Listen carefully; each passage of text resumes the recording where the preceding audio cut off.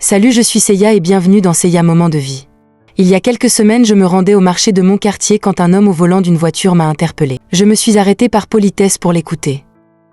Il a proposé de me déposer là où j'allais, je lui ai répondu que ce n'était pas la peine vu que j'étais déjà arrivée à destination. Il a répondu OK et a demandé mon numéro de téléphone. Je le lui ai communiqué et j'ai continué ma route. Dans l'après-midi, je reçois un appel d'un numéro inconnu, je décroche et c'était le monsieur de tout à l'heure. Il disait s'appeler Charles et il avait l'air pressé. Il a commencé à me communiquer son adresse et l'heure à laquelle je devais me rendre chez lui.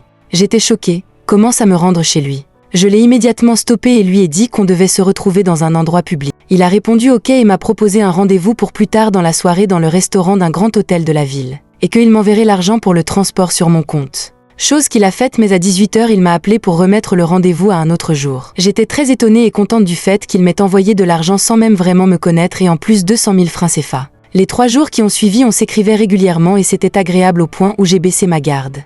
Il m'a encore une fois demandé de le rejoindre chez lui aux environs de 23h après sa réunion et j'ai accepté. Mais au moment de partir, j'ai voulu l'appeler pour le prévenir de mon départ, mais il ne décrochait pas, c'est seulement après 1 heure qu'il a pris mon appel. Il s'est excusé et m'a demandé encore une fois de remettre notre entrevue à dans 2 jours. C'était un lundi, il m'a écrit dans la matinée pour juste me dire de venir sans sous-vêtements et dans une robe moulante. J'ai pris ça pour une blague et je me suis habillée normalement dans une robe moulante que j'avais préalablement l'intention de porter et je suis partie. Il habitait une tour face à la lagune. Je suis arrivée chez lui et son appartement était plongé dans de la fumée. Il était assis au balcon en train de fumer. Il m'a fait signe de m'asseoir sur ses genoux, chose que j'ai refusée. Il m'a crié dessus alors j'ai exécuté son ordre. Il m'a demandé de me rendre dans la cuisine prendre un verre et de me servir un truc à boire. Il y avait que du whisky et du Baileys. Je me suis servi un verre de Baileys et me suis assis sur le canapé à côté. Il m'a tendu ce qu'il fumait et m'a demandé de faire de même. J'ai refusé et il m'a forcé en disant qu'il allait faire de moi une pâte. Intérieurement, j'étais dans tous mes états. Je me suis rendu compte de mon idiotie et de ma naïveté. Il m'a rejointe sur le canapé où j'étais et a commencé à me parler en me regardant droit dans les yeux.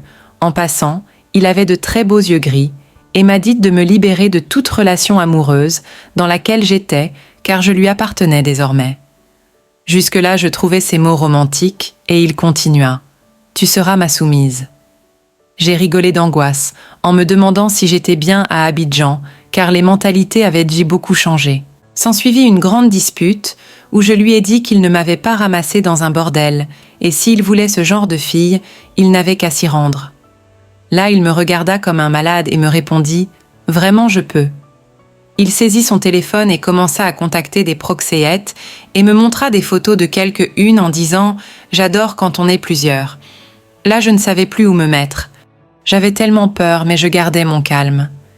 Finalement, la fille qu'il demandait n'était pas disponible, donc on est restés tous les deux. Il m'a dit que je quitterais sa maison que quand il le voudra. J'étais effrayée. Une tata m'a appelée et son appel m'a sauvée. Elle insistait donc, il m'a demandé ce qu'il se passait. Je lui ai répondu que c'était parce que mon père était malade et qu'il m'attendait pour payer les médicaments. Qu'il n'était pas à Abidjan et qu'il fallait faire un dépôt d'argent urgemment. Voilà comment il m'a libérée et m'a même donné de l'argent pour les médicaments. Au pas de sa porte, il m'a ordonné de revenir le mercredi qui suivait avec une amie pour son plan à 3. Je lui ai répondu « Ok » et je n'ai plus jamais mis ce pied là-bas. De plus, il ne m'a plus jamais contacté. Merci d'avoir écouté jusqu'à la fin. J'attends votre conclusion et vos conseils dans les commentaires. À bientôt.